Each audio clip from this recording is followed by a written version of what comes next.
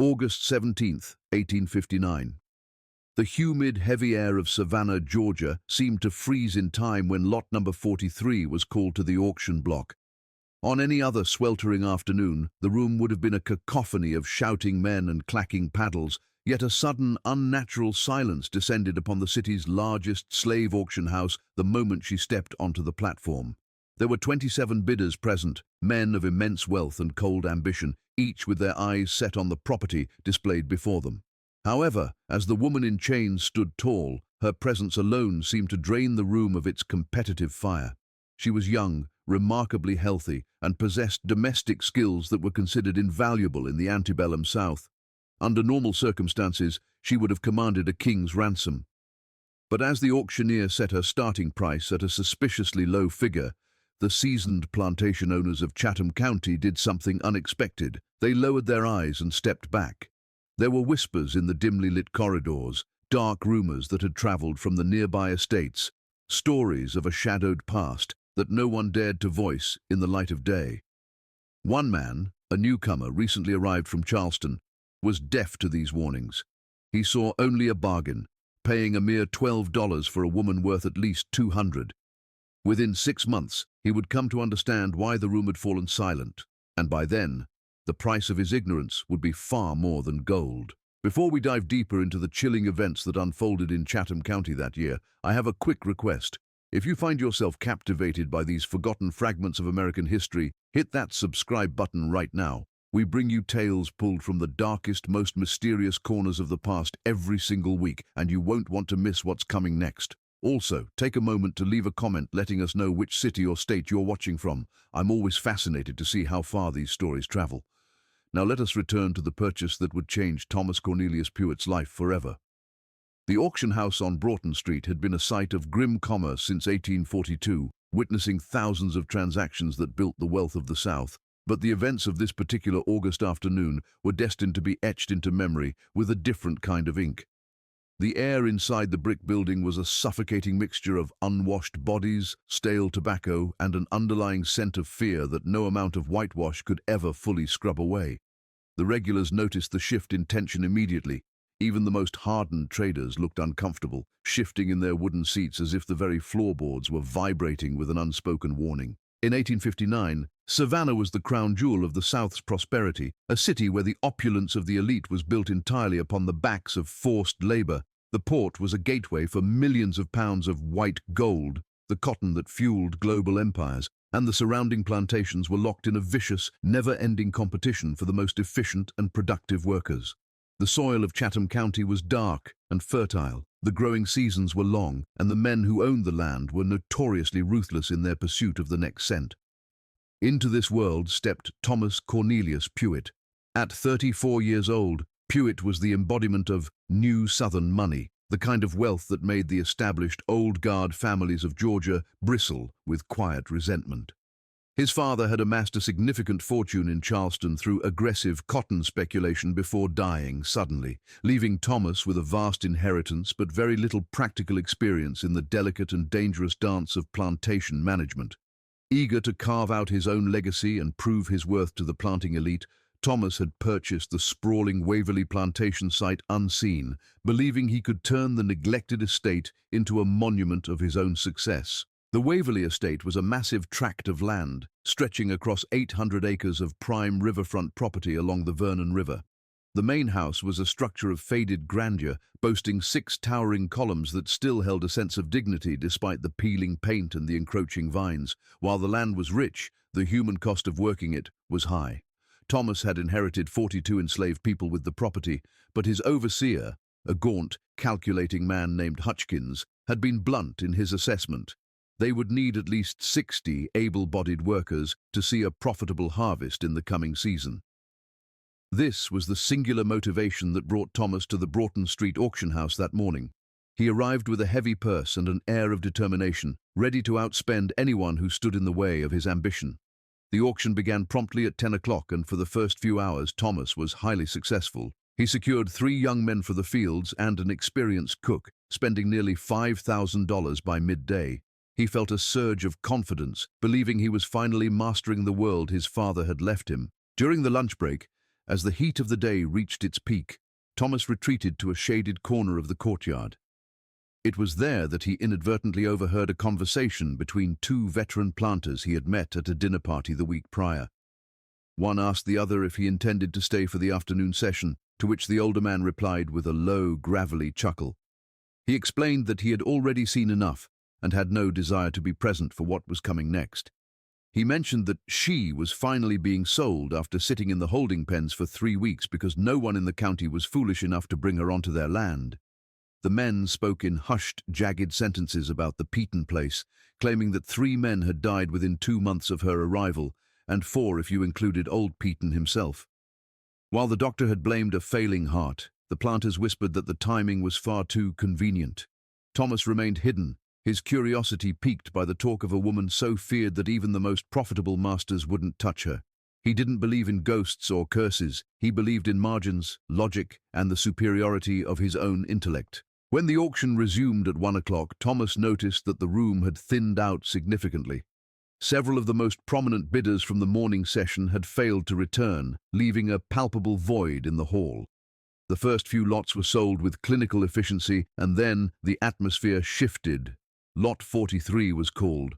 The woman who walked onto the platform did not look like a broken prisoner. She moved with a quiet, terrifying dignity that seemed to mock the chains around her wrists.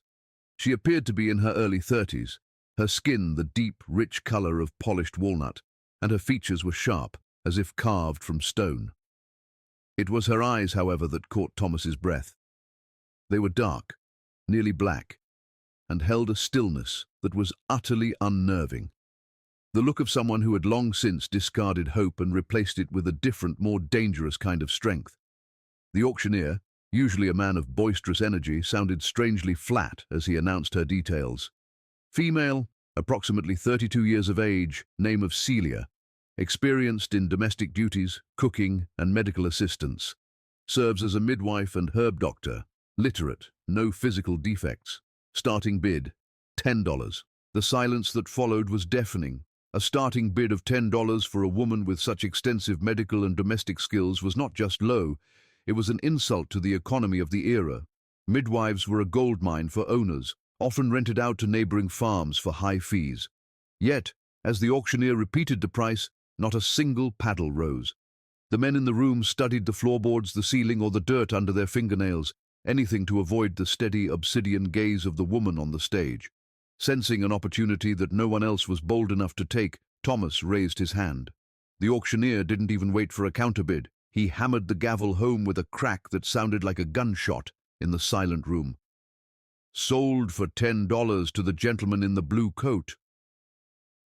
For the first time, Celia turned her head and looked directly at Thomas. There was no fear in her expression, only a flicker of something that looked like assessment, as if she were the one who had just made a purchase and he was the one being weighed. As she was led away, Thomas went to the clerk to finalize the paperwork. The clerk hesitated for a moment when Celia's name came up, noting she came from the liquidated Peaton estate, but he said nothing more. Thomas, clutching the bill of sale, felt a smug sense of victory, unaware that he had just invited a reckoning into the heart of Waverley. The journey from the chaotic streets of Savannah to the isolated grandeur of the Waverley estate was a slow, suffocating trek along the river road. As Thomas Cornelius Pewett's carriage rolled under the canopy of ancient oaks, their branches draped in heavy, weeping Spanish moss, the atmosphere seemed to shift from the heat of the city to a damp, primordial chill. The Waverley mansion finally emerged from the morning mist, a 2-story structure of white-columned ghostliness that stood as a silent witness to the river's slow crawl. It was a beautiful property, yet there was a stillness to the land that felt less like peace and more like a held breath. Upon arrival, the overseer, Hutchkins, a man whose face was as weathered and hard as a piece of cured leather, met the party to process the new acquisitions. While the 3 young men were immediately assigned to the grueling labor of the field gangs and the cook was sent to the stifling heat of the main house kitchen, the problem of Celia remained. Hutchkins, a man rarely prone to hesitation, seemed remarkably wary as he looked at Lot 43. Thomas, desperate to assert his command, ignored the overseer's silent judgment and ordered Celia to be housed in the old overseer's cabin near the slave quarters. He intended to use her skills as a midwife and herbalist, reasoning that a healthy workforce was a profitable one. However, the way Hutchins's hand drifted toward his whip as he led her away suggested that the rumors of Broughton Street had already found a home at Waverley. The true weight of his purchase began to press down on Thomas later that evening, during a visit from a neighboring planter named Josiah Crenshaw. Crenshaw was a man of the Old South, a heavy-set figure of casual elegance who had spent 50 years navigating the treacherous social and economic waters of Georgia. As they sat on the sprawling front portico, the air thick with the smell of damp earth and the rhythmic trill of cicadas, the conversation quickly veered away from crop yields and into the realm of the macabre. Crenshaw, swirling a glass of amber bourbon, spoke of the Peaton estate with a shudder that seemed out of place for a man of his standing. He revealed that Dr. Harold Peaton had been a robust and healthy man until he suddenly collapsed 3 months prior, leaving a vacuum of power that his nephew had been all too eager to liquidate. But Peaton's death was merely the final note in a symphony of tragedy. Crenshaw leaned forward, the ice clinking in his glass, as he detailed a terrifying timeline. First, the plantation's personal physician, Dr. Simon Vance, had died from what was officially called influenza, though his symptoms had been agonizingly irregular.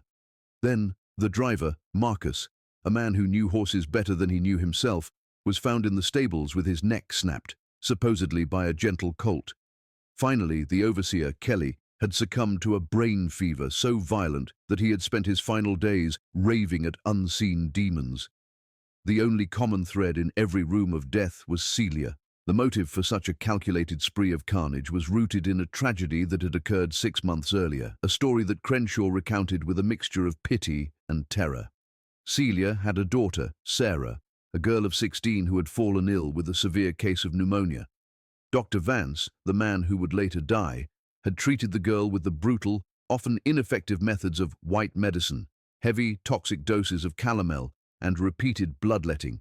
Celia, who possessed a deep, ancestral knowledge of herbal remedies, had begged to treat her daughter herself, accusing the doctor of being drunk and incompetent. Her defiance was met with the lash. Peaton had her whipped and confined to a barn while she listened to her daughter's final, agonizing cries. Crenshaw's voice dropped to a mere whisper as he explained that Celia's knowledge of the local flora went far beyond simple midwifery. She understood the roots that could soothe a fever, but she also knew the exact leaves and seeds that could mimic a heart attack or a wasting disease, leaving no trace for a traditional doctor to find. She was a woman who had lost her only reason for living, and in the eyes of the neighboring elite, that made her a vessel of pure, unfiltered vengeance. A woman with nothing left to lose and the knowledge to take everything from those who had wronged her. Driven by a growing sense of unease, Thomas decided to visit Celia's cabin that very night. The small wooden structure was filled with the pungent, earthy scents of drying sage, willow bark, and herbs he didn't recognize. Celia did not rise in fear when the master entered. She stood with a spine like an iron rod, her dark eyes meeting his with an intensity that seemed to drain the light from his oil lamp. Thomas was blunt, confronting her with the stories he had heard about the Peaton estate and the 4 men who had gone to their graves shortly after her daughter's death. Her response was chillingly calm. She did not confess to murder, but she spoke of the world as a place of absolute balance, where debts eventually come due and justice finds a way even when the law looks the other way. She told him that white folks only spoke of curses when they didn't understand the natural order of consequence.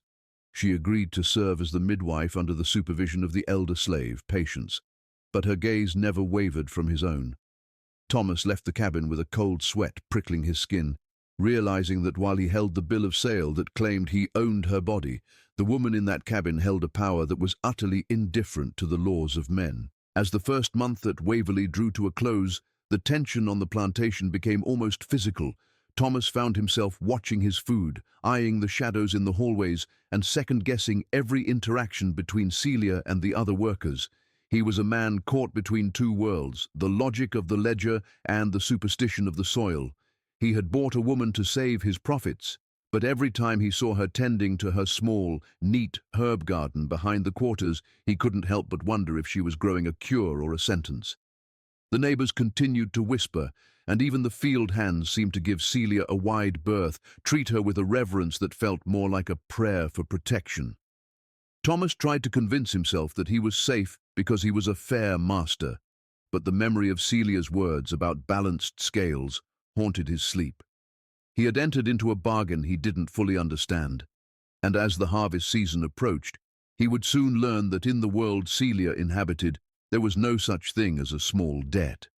The reckoning was coming to Waverley, and it would arrive not with a shout, but with the quiet preparation of a tea or the silent placement of a root beneath a doorstep. The late September heat was not merely a physical weight, it was an atmospheric warning. Dark, bruised clouds began to stack themselves over the Atlantic, a harbinger of a late-season hurricane that threatened to wash away the year's profits before a single bale could be sold. At Waverley, the pressure was immense. Thomas Cornelius Pewit pushed his workers to their breaking points, desperate to harvest the white gold before the storm's fury arrived. Celia, however, remained curiously detached from the frantic energy of the fields. Under the watchful, yet increasingly reliant eyes of the elder patients, she had transformed her small garden into a sophisticated apothecary. Behind the quarters, rows of willowbark, chamomile and feverfew grew in disciplined lines, each plant a silent soldier in her arsenal. While the white overseer Hutchkins viewed her with a simmering, unspoken hostility, he could not deny the results of her work. Minor injuries that would have typically sidelined a worker for weeks were healed in days under her care. She had become a fixture of the estate, a quiet, ghost-like presence who moved through the shadows of the quarters, her ledger of debts and balances hidden away, but never forgotten. When the hurricane finally struck on the 12th of October, it brought a level of destruction that no ledger could have predicted. For 18 hours, the Vernon River became a thrashing beast, and the wind tore at the Waverley mansion as if trying to strip the very skin from its bones. When the sun finally rose over a landscape of shattered oaks and flooded fields, nearly 20% of the cotton was gone. But the true catastrophe arrived 2 days later. As the standing water became a stagnant breeding ground in the humidity, a mysterious, violent illness swept through the quarters. It began with the children, burning fevers and racking coughs, before jumping to the adults and even the house servants. Desperate, Thomas sent for a physician from Savannah, a young man steeped in the heroic medicine of the era. The doctor arrived with his lancets and jars of calomel, prescribed aggressive bloodletting and heavy doses of mercury to purge the humours. To the 19th century mind, disease was a matter of imbalance caused by miasma or bad air, and the cure was often as lethal as the ailment. Thomas watched in horror as his workers grew weaker under the professional's care, their eyes sinking into their skulls as the proper medicine drained their remaining strength. It was in this moment of total desperation that Celia stepped out of the shadows. She confronted Thomas in the quarters, her voice a low, steady vibration that cut through the moans of the dying. She told him bluntly that the white medicine was killing them, that the mercury was poisoning their blood, and the bloodletting was robbing them of the life force needed to fight the fever. She demanded a chance to treat them her way.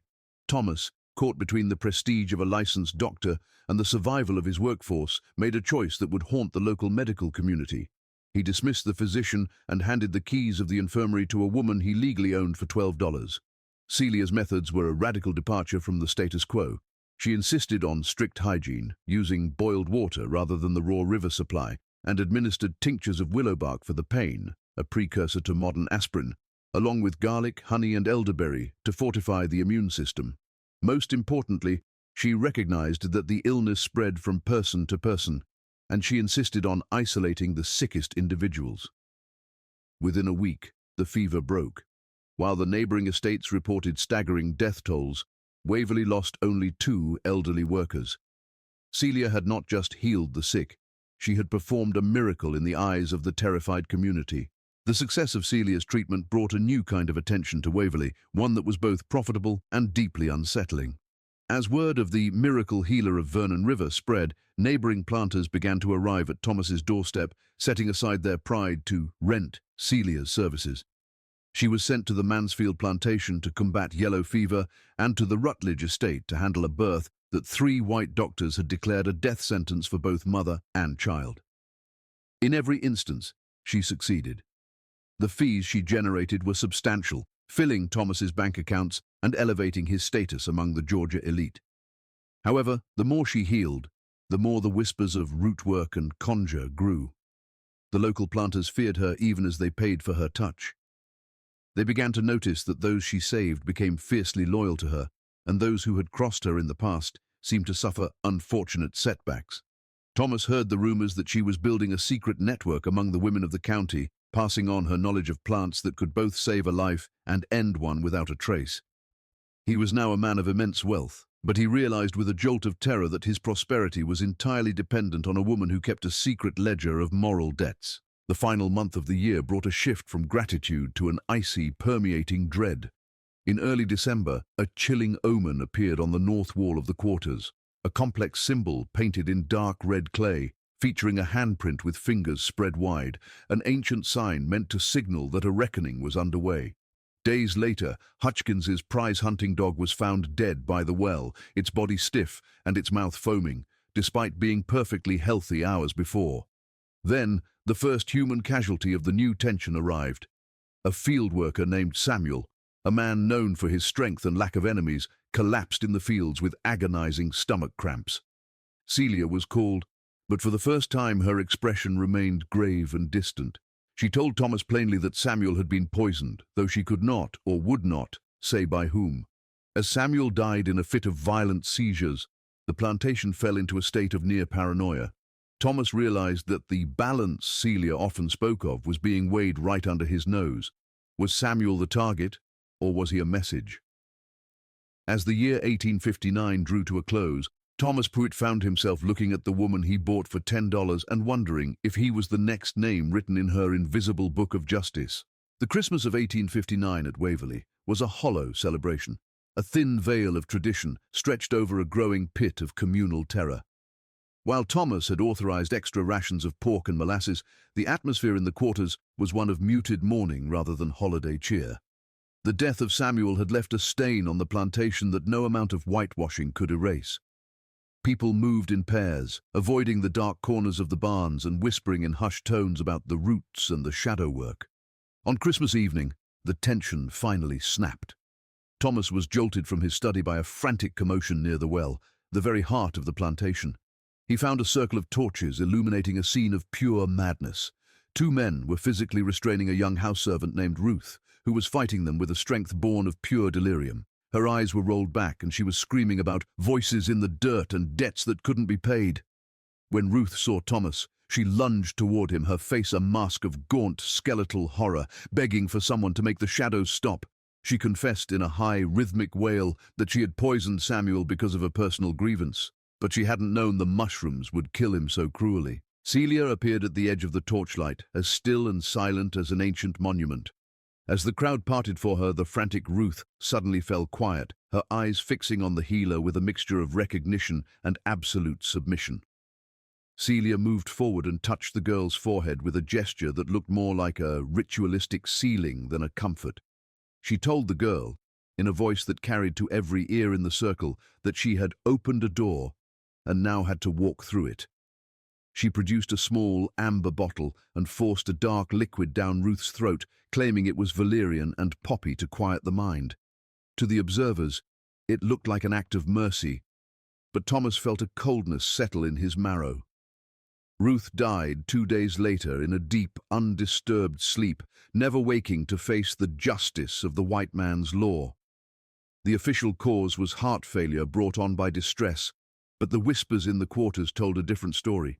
That Celia had allowed the girl to die to protect a deeper secret, or perhaps to balance a scale only she could see. Driven by a desperate need for the truth, Thomas chose a morning when Celia was away treating Hutchins's wife to break into the healer's cabin. The interior was a masterpiece of organized mystery. Bundles of drying flora hung from the rafters, and the shelves were lined with meticulously labeled jars. However, it was beneath the floorboards under the bed that he found the true heart of Waverley's power, a heavy wooden box wrapped in oilcloth. Inside were several notebooks filled with Celia's neat, disciplined handwriting. These weren't just medical records, they were a moral ledger. One entry, dated from the height of the October outbreak, read, 23 sick, 21 saved. The power to heal is the power to choose who lives. I share it with those who deserve it. I withhold it from those who don't. This is the only power I have, and I wield it carefully. Thomas realized with a start that Celia had been playing God. deciding who was worthy of her medicine based on a code of conduct that ignored the legal hierarchies of the South. As he turned the pages, he found an entry regarding Ruth and Samuel. It detailed how the girl had come to Celia seeking a way to hurt a man who had wronged her. Celia had given her the knowledge of the mushrooms, knowing full well the girl's intent.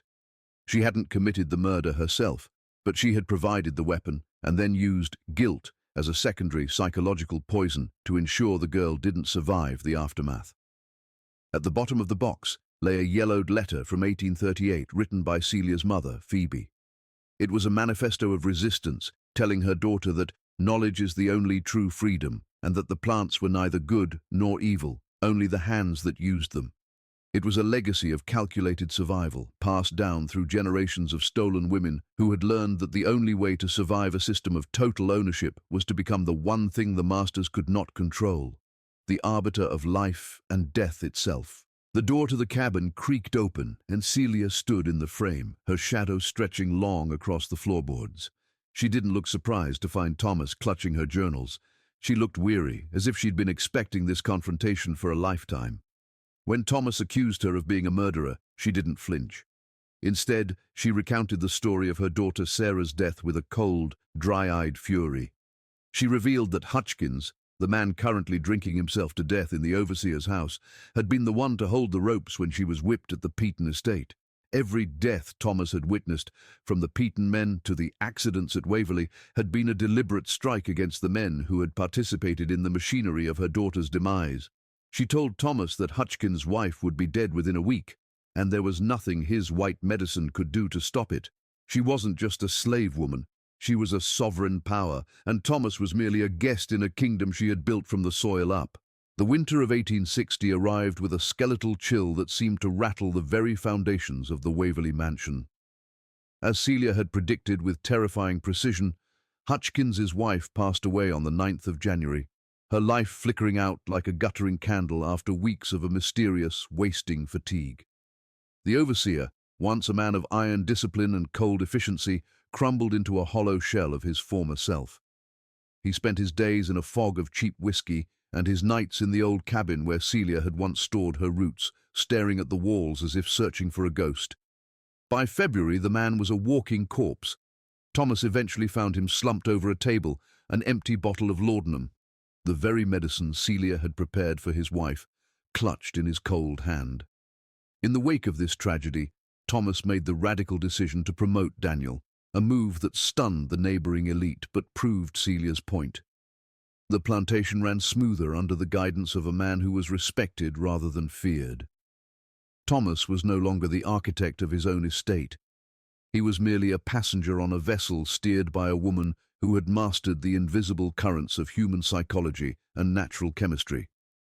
The power dynamic had been completely inverted, leaving Thomas to wonder if he was the master of a plantation or the prisoner of a ghost he had bought for $12. In mid-March, the heavy silence of Waverley was broken by the arrival of Robert Peaton, the nephew of the late Dr. Peaton. He came not as a neighbour, but as a predator, offering Thomas 5 times the original price to buy Celia back. Peaton was a man haunted by the suspicious deaths on his own estate, and he warned Thomas with a desperate, frantic energy that Celia was a plague that would eventually consume everything in its path. He laid out a chilling pattern of 5 deaths in 6 months, each one convenient, each one leaving no trace for the law. Thomas stood on his portico, looking at the man whose family had built their wealth on the suffering of women like Celia, and felt a strange, detached clarity. He realized that Peaton's fear wasn't born of a love for justice, but from the realization that the system of ownership was powerless against the system of knowledge. Thomas refused the offer, not out of a sudden surge of morality, but because he understood that selling Celia would be like trying to sell the air he breathed. She had made herself indispensable to the survival of every soul on the river, and to remove her would be to invite the very collapse he so desperately feared. The arrival of Benjamin Lell in late spring provided the final definitive test of the balance that Celia championed. Lell, a man who had stood by and watched as Celia's daughter was bled to death by an incompetent doctor, now knelt in the Georgia dirt, begging for the life of his own 17-year-old daughter, Catherine. It was the perfect mirror of Celia's trauma, a desperate parent, a dying child, and a witness who had once looked away. Thomas watched the scene with bated breath, certain that Celia would finally claim her most poetic revenge. Yet, in a move that transcended mere vengeance, Celia chose to heal the girl.